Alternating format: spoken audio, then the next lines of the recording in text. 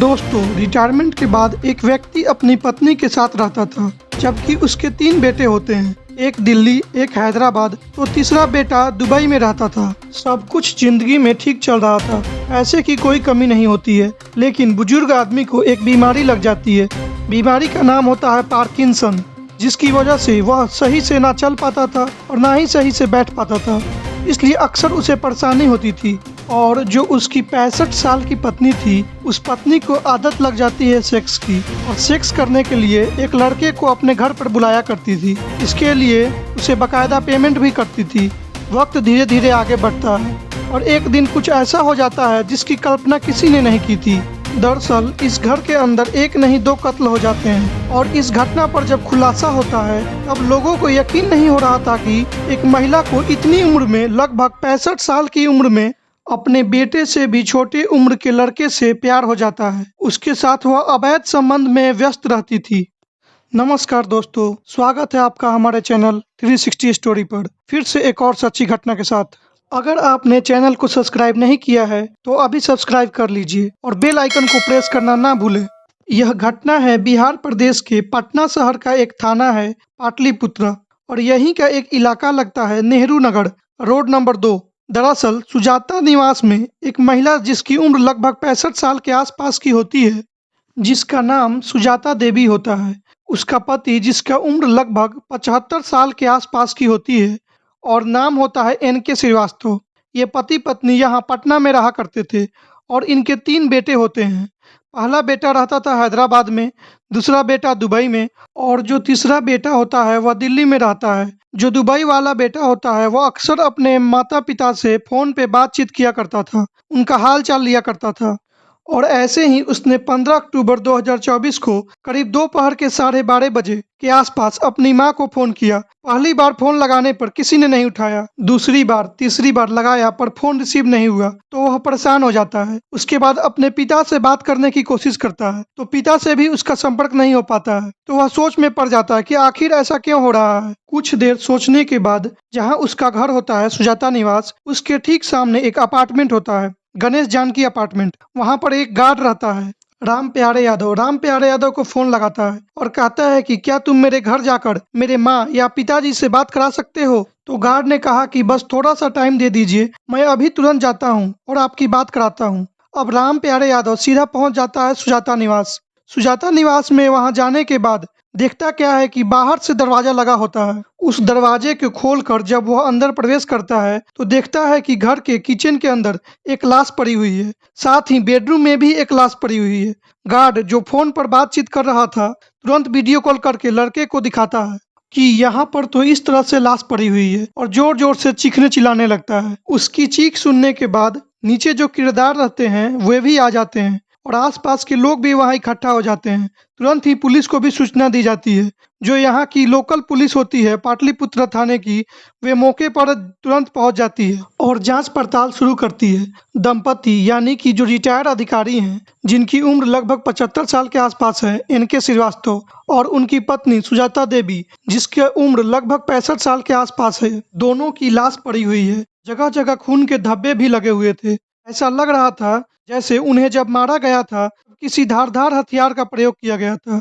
एक नहीं बल्कि कई बार वार किए गए थे। साथ ही जो महिला होती है उसे तो किसी भारी वस्तु से उसके चेहरे को बिगाड़ दिया गया था। पुलिस ने जब घर आकर देखा तो पुलिस खुद हैरान थी। दरअसल जो सेफ अलमारी होती है उन्हें खोला जाता है तो लगभग 15 लाख रुपए के जेवरात और कुछ नकदी भी घर में रखी होती है। घर के हालात अच्छी खासी थी, कोई सामान चोरी या गायब नहीं हुआ प्रतीत हो रहा था। अब पुलिस ये सोचने पे मजबूर हो जाती है कि आखिरकार इनका कत्ल हुआ है तो क्यों हुआ है और किसने किया है। तीनों बेटों को खबर दे दी जाती है। दरअसल ये जो दंपति थे ये मूल निवासी सिवान जिले के एक गांव के रहने वाले थे। उनके गांव के लोगों को भी सूचना दे दी जाती है। सभी लोग वहां आते हैं। आसपास के लोगों से भी पूछताछ की जाती है, लेकिन किसी ने भी कुछ नहीं देखा था। अब पुलिस ने आसपास के जो CCTV कैमरे लगे होते हैं उनको देखना शुरू किया, लेकिन कहीं भी कोई CCTV कैमरा मिला ही नहीं जिसके आधार पर यह कहा जा सके कि कातिल कौन था, कत्ल किसने किया था। इनकी जो CDR होती है, कॉल डिटेल रिकॉर्ड, उसको निकलवाया जाता है जांच पड़ताल करने के लिए, देखने के लिए कि आखिरकार इन्होंने किनसे बात की थी, इनका कोई दुश्मन तो नहीं था। फिर जब इनके बच्चे आ जाते हैं तब उनसे भी पूछताछ की जाती है, लेकिन पुलिस को कोई भी एक सुराग नहीं मिल रहा था। 15 अक्टूबर सुबह की आसपास की यह घटना हुई थी और दोपहर तक पुलिस को इस घटना के बारे में पता चल जाता है और पुलिस लगातार कोशिश कर रही थी। एसएसपी पटना ने कई टीमें बना दी और फोरेंसिक टीम को भी बुलाया गया।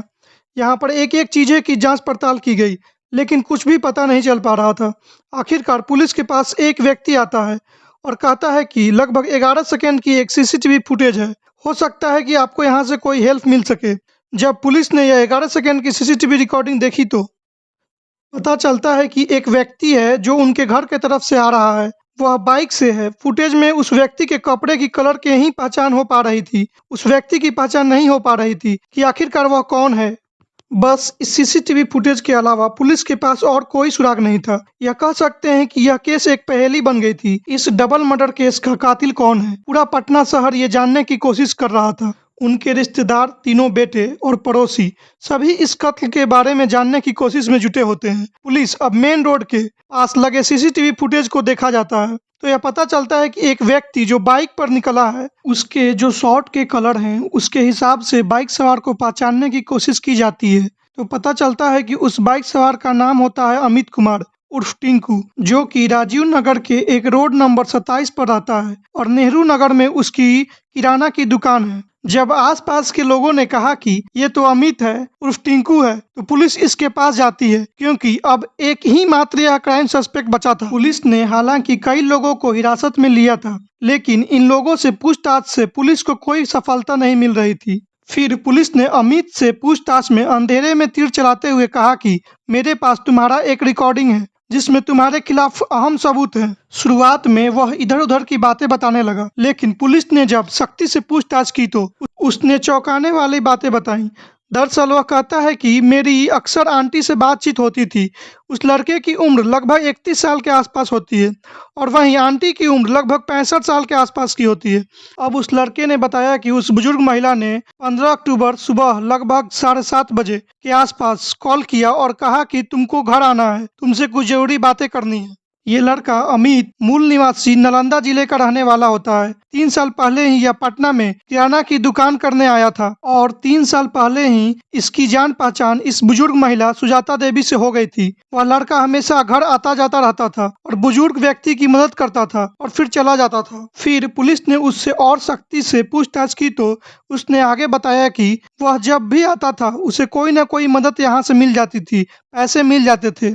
उस पैसे के बदले में उसे उस महिला के साथ अवैध संबंध बनाने होते थे। 15 अक्टूबर 2024 के सुबह जब उस महिला ने बुलाया तो वह लगभग 10:30 बजे के आसपास घर के अंदर जाता है और घर के अंदर जाने के बाद उस महिला के साथ वह अवैध संबंध बना रहा था और घर के उस कमरे से कुछ अजीब तरीके की आवाज आ रही थी और इन आवाजों को जो रिटायर्ड अधिकारी होता है एनके श्रीवास्तव, वह सुन लेता है। उसने हिम्मत जुटाई और किसी तरीके से खड़ा होता है और खड़ा होने के बाद वह दरवाजे की तरफ जाता है और झांक कर देखता है तो उसकी पत्नी किसी लड़के के साथ अवैध संबंध बना रही थी। इतना देखने के बाद वह जोर से चिल्लाता है ताकि इस शोर को सुनने के बाद आसपास के लोग भी आ जाएं। लेकिन यह पहली बार चिल्लाना नहीं था। अक्सर पति पत्नी किसी न किसी बात पर लड़ते झगड़ते चीखते चिल्लाते रहते थे और अक्सर लोग इनके चीखने चिल्लाने की आवाज सुनते थे, इसलिए लोगों ने इस बार भी इस चीख को गंभीरता से नहीं लिया। उन्हें लगा कि फिर से ये पति पत्नी आपस में लड़ाई कर रहे हैं।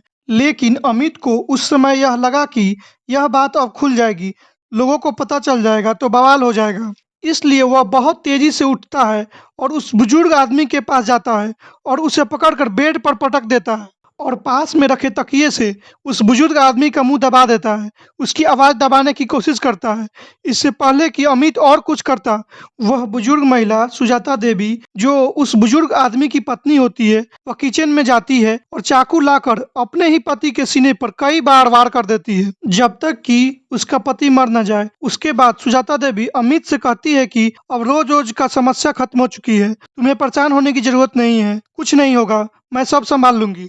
कोई ना कोई रास्ता निकालते हैं और कोई ना कोई रास्ता निकल आएगा, सब कुछ ठीक हो जाएगा। इतना कहने के बाद उस बुजुर्ग व्यक्ति के सीने से जो चाकू घोंपा था उसे बाहर निकालती है और फिर किचन में जाकर उस चाकू को पानी से धोने लगती है और अपने हाथ को भी अच्छे से धोकर चाकू को फिर अपनी जगह पर रख देती है। अमित उस महिला की हरकतें देख रहा था कि किस तरह वह बड़े आराम से काम कर रही थी। उस महिला के अंदर कोई डर, कोई भय नाम की चीज ही नहीं था। यह सब देखकर अमित डर गया और सोचने लगा कि यह बात अगर बाहर वालों की पता चल गई तो उसे जेल जाना होगा, इसलिए इस बूढ़ी औरत को भी मरना होगा। जैसे ही उसने बूढ़ी औरत का मुंह दबाया कि वह चीख ना सके, चिल्ला ना सके, तभी उस बूढ़ी औरत ने उसके हाथ में इतना तेज से काटा कि उसकी चीख निकल पड़ी। फिर अमित को बहुत गुस्सा आ जाता है। उस लड़के ने चाकू उठाया और उस महिला का गला रेत दिया। गला रेतते हुए भी उस महिला ने उसे फिर से काटा, जिससे अमित के हाथों से खून निकल आता है। और जब वह लगातार महिला पर चाकू से वार कर रहा था तब उसे भी एक दो चाकू लग जाती है और फिर वह महिला जमीन पर गिर जाती है। वहीं जमीन पर मसाला कूटने वाला पत्थर रखा हुआ था, जिसे उठाकर वह महिला का सर कूच देता है। उस पत्थर से महिला को इतना मारा जब तक कि उस महिला का प्राण नहीं निकल जाता है। फिर वह महिला के हाथ से सोने के कंगन और सभी ज्वेलरी निकाल लेता है और फिर वह कमरे में और भी कीमती सामान तलाशने लगता है और चांदी के बर्तन और एंड्रॉयड फोन लेकर वहां से फरार हो जाता है। उसे लगता है कि अब वो शायद कभी पकड़ा नहीं जाएगा। इसके बाद वह सीधा अपने दुकान पे पहुंच जाता है। शाम को दुकान रोज की तरह ही बंद करता है और फिर एक सोनार के पास जाता है और उसने जो भी गहने चुराए थे महिला के, उसे सोनार से बेच देता है और मोबाइल को छुपा देता है। फिर अपने काम में बिजी हो जाता है। लेकिन पुलिस को जैसे ही इस घटना की सूचना मिलती है, आसपास के लोगों से भी पूछताछ की जाती है। इस दुकानदार अमित से भी पूछताछ की गई। तब जाकर सभी बातें सामने आई कि एक अवैध संबंध के चलते 2 कत्ल हो जाते हैं। पति का कत्ल पत्नी खुद करती है और उसका कत्ल उसका प्रेमी करता है। जब इस घटनाक्रम का खुलासा होता है तो लोगों को यकीन नहीं हो रहा था कि एक 65 साल की बुजुर्ग महिला अपने बेटे की उम्र से भी छोटे उम्र के लड़के के साथ, जिसका उम्र लगभग 31 साल था, उसके साथ अवैध संबंध में थी। वह उसे पैसे देकर अपनी इच्छा पूर्ति करती थी। ऐसे ही सच्ची घटना जानने के लिए चैनल को लाइक करें, सब्सक्राइब करें, कमेंट करके बताएं वीडियो कैसी लगी।